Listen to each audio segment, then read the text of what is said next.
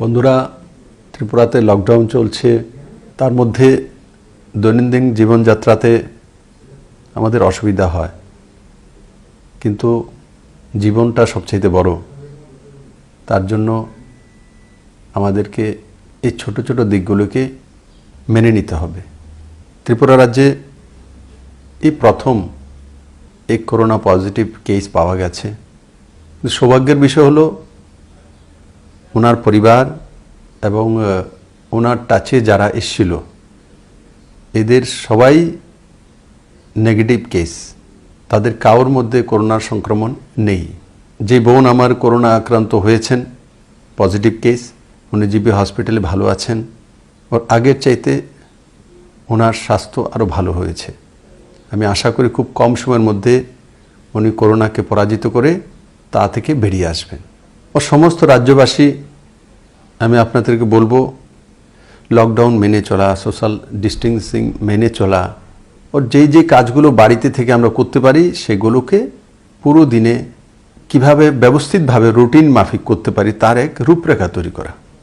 নিজের জীবন পরিচয় লেখার জন্য বলেছিলাম, তার সঙ্গে সঙ্গে আপনার প্রথম কে বন্ধু ছিল, পুরনো বন্ধু, তাকে খুঁজে বের করা, তাকে ফোন করা, নিজে কিভাবে সংঘর্ষ করে এই জীবনকে আগে নিয়ে এসেছেন সেগুলোকে ইয়াদ করা, এগুলি আমি আগে আপনাদেরকে বলেছি। আজকাল দেখছি আমি সারা ত্রিপুরা রাজ্যে, ছোট্ট ত্রিপুরা রাজ্য, প্রত্যেকটি মানুষ কোনো না কোনোভাবে একে অপরকে সাহায্য করতে চাইছে। উদারতার উদাহরণ ত্রিপুরা তৈরি করেছে। যে যতটা পারে মুক্ত হস্তে দান করতে চাইছে। সিএম রিলিফ ফান্ডেও দান আসছে, রাজ্যের বাইরে থেকেও ও রাজ্য থেকে। এমন কোনো সংস্থা নেই যে তাদের কন্ট্রিবিউশন নেই। ছোট ছোট জায়গা থেকেও 5 টাকা থেকে শুরু করে কোটি টাকা পর্যন্ত সিএম রিলিফ ফান্ডে লোক দান করছে। আমি এমতো সবাইকে ধন্যবাদ জানাই যারা যারা সিএম রিলিফ ফান্ডে কন্ট্রিবিউশন করেছেন। সবার কাছে যাওয়া বা সবাই আমার কাছে এসে পৌঁছানো সেটা সম্ভব নয়, কারণ লকডাউন রয়েছে, সোশ্যাল ডিস্টেন্সিং মেনে চলতে হয়। কিন্তু যারাই তার মধ্যে কন্ট্রিবিউশন করেছেন প্রত্যেকের বিষয়ে আমি জানি এবং আমি আপনাদের প্রতি সমবেদনা ব্যক্ত করছি। আপনাদের সহযোগিতার জন্য, আপনাদের এই বিরাট হৃদয়ের জন্য আমি গর্ববোধ করছি। আর তার সঙ্গে সঙ্গে যারা এসেন্সিয়াল সার্ভিসে রয়েছেন, ডাক্তার, মানে medical staff, police, fire service, gas service, এগুলো রয়েছে তার মধ্যে। আজকেই আমাকে ত্রিপুরা পুলিশের ডিজি ইনচার্জ, উনি ত্রিপুরা পুলিশের তরফ থেকে 1,16,90,343 টাকার চেক তুলে দিয়েছেন। আমি তার জন্য এই বিষয়টা তুলে ধরছি আপনাদের সামনে। 1,16,90,343 যে অঙ্কটা, ফিগারটা, তার পেছনে লুকিয়ে আছে 20,000 পুলিশ পরিবার।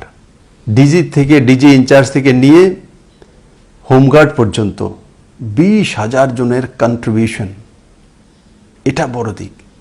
একদিকে সেবা করছে, একদিকে ত্রিপুরা পুলিশ মাথায় চাউল নিয়ে প্রত্যন্ত অঞ্চলে পাহাড়ের মধ্যে পৌঁছে দিচ্ছে বাড়িতে, অন্যদিকে নিজের চাকরির বেতনের টাকা থেকে 1,16,90,343 টাকা রাজ্যবাসীর সাহায্যার্থে তুলে ধরেছি।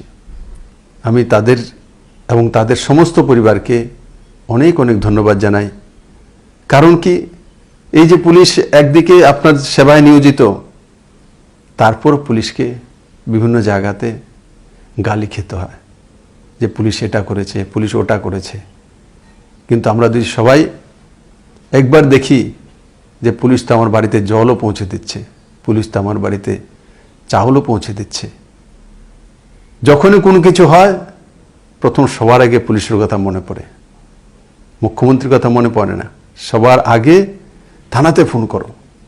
তো পুলিশ যেভাবে ত্রিপুরা রাজ্যেতে সেবায় নিয়োজিত আছে, আমি আশা করি আগামী দিনও এইভাবে সেবায় নিয়োজিত থাকবে এবং জীবনের ঝুঁকি নিয়ে এই পুলিশ ডিপার্টমেন্ট, হেলথ ডিপার্টমেন্ট এবং অন্যান্য যে অ্যাডমিনিস্ট্রেটিভ ডিপার্টমেন্টগুলি আছে, আমার সাংবাদিক বন্ধুরা এবং বিভিন্ন জায়গায় কিছু কিছু জনপ্রতিনিধি যেভাবে কাজ করছেন, আমি সবাইকে অনেক অনেক ধন্যবাদ জানাই।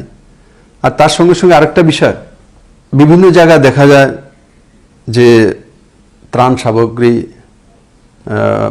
বিলি করা হচ্ছে, কিন্তু আপনাদের মাধ্যমে আমি নিবেদন করব, যদি কেউ কিছু সাহায্য করতে চান তাহলে সিএম রিলিফ ফান্ডে বাই চেক, আর না হলে যদি পিএম রিলিফ ফান্ডে দিতেন বাই চেক, ক্যাশ কালেকশন করে তারপরে খাদ্য বিলি করা, এগুলোর মধ্যে যাবেন না। যদি আপনি কোনো জনপ্রতিনিধি হন, আপনি কোনো সংস্থার হন, তো যদি কেউ আপনাকে সাহায্য করতে চায় তো তাদের কাছ থেকে ডাল চাল সামগ্রী নিয়ে নিন, পয়সা কালেকশন, ক্যাশ কালেকশন না করা, তার মধ্যে না পড়া। রাজ্য সরকার প্রত্যেকটি জায়গায় ব্যবস্থা করেছে, এপিএল এর পর্যন্ত ব্যবস্থা করেছে। এপিএল এর মধ্যে যারা গরিব, যারা ঠেলা রিক্সা চালান, বিভিন্ন মিউনিসিপ্যাল কাউন্সিল এবং কর্পোরেশনে রয়েছে, কালকে তাদের জন্য ৮,৬৬৬ জনকে চিহ্নিত করে সিএম রিলিফ ফান্ড থেকে ১,০০০ টাকা করে এককালীন দেওয়ার ব্যবস্থা করা হয়েছে। আর বাকি সব ব্যবস্থা রাজ্য সরকার করেছে। রেশনিং ব্যবস্থা প্রত্যেকের বাড়িতে পৌঁছে গেছে। তো যাদেরই এই সমাজসেবা করার ইচ্ছা, তো ক্যাশ না তোলা, চেকের মাধ্যমে সাহায্য করা আর সাহায্য নেওয়া। আর যদি আপনাদের সেবা করতে হয় করুন, তো সামগ্রী নিয়ে করুন। রাজ্য সরকার বা রাজ্যবাসী চাইছে তার কাছে অন্ন, বস্ত্র, বাসস্থান যেটা ব্যবস্থা করা, ব্যবস্থার মধ্যে থাকুন। আর সরকারি ব্যবস্থা যেগুলো করেছে কেন্দ্র এবং রাজ্য সরকার, সেগুলো সঠিকভাবে পৌঁছে গেছে কিনা তার দিকে নজর রাখা, এবং যেখানে পৌঁছয়নি কনসার্ন ডিপার্টমেন্টকে, কনসার্ন অফিসারকে বলা এবং সেই কাজগুলো করিয়ে দেওয়া। অতটা করলেই ত্রিপুরার সমস্ত সমাধান হয়ে যাবে। আর আমি আশা করি আগামী দিনেও ত্রিপুরার সাধারণ মানুষের কোনো অসুবিধা হবে না। রাজ্যের বাইরে যারা আটকে গেছেন তাদেরকেও রাজ্য সরকার ব্যবস্থা করেছে। তাদেরকে যদি হোটেলে থাকে, হোটেলের জন্য ১,০০০ টাকা দৈনিক, ওর সঙ্গে সঙ্গে ১৫০ টাকা করে খাওয়া দাওয়ার ব্যবস্থা ত্রিপুরা সরকার তার অ্যাকাউন্টের মাধ্যমে টাকা পাঠানোর ব্যবস্থা করেছে।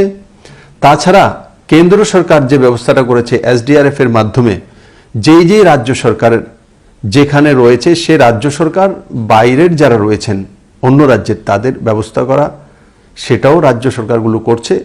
তার মধ্যে ত্রুটি বিচ্যুতি হতেই পারে, হচ্ছেও, সেগুলো সমাধান করার জন্য কেন্দ্র এবং রাজ্যের সরকারগুলো মিলে কাজ করছে। আমি আশা করি তার মধ্যে সফলতা আসবে। আর ত্রিপুরা রাজ্য যে রেশনিং ব্যবস্থা, সেটা প্রায় 100% সাকসেস হয়েছে, এবং আগামী দিনগুলো যাতে সঠিকভাবে সেই সামগ্রী পৌঁছে দেওয়ার ব্যবস্থা হতে পারে, রাজ্য সরকার সেই দিশাতে কাজ করছে। আবারও আমার সমস্ত ত্রিপুরাবাসীকে অনেক অনেক ধন্যবাদ জানাবো যে আপনারা সুস্থ থাকুন, ভালো থাকুন, একে অপরকে সাহায্য করবেন এবং একে অপরের প্রতি সমবেদনা রাখবেন। যেটা ত্রিপুরার ইতিহাস রয়েছে, সেই ইতিহাসটাকে আপনারা আবার আরেকটি নতুন ইতিহাসে পরিণত করবেন। সবাইকে অনেক অনেক ধন্যবাদ। জয় হিন্দ।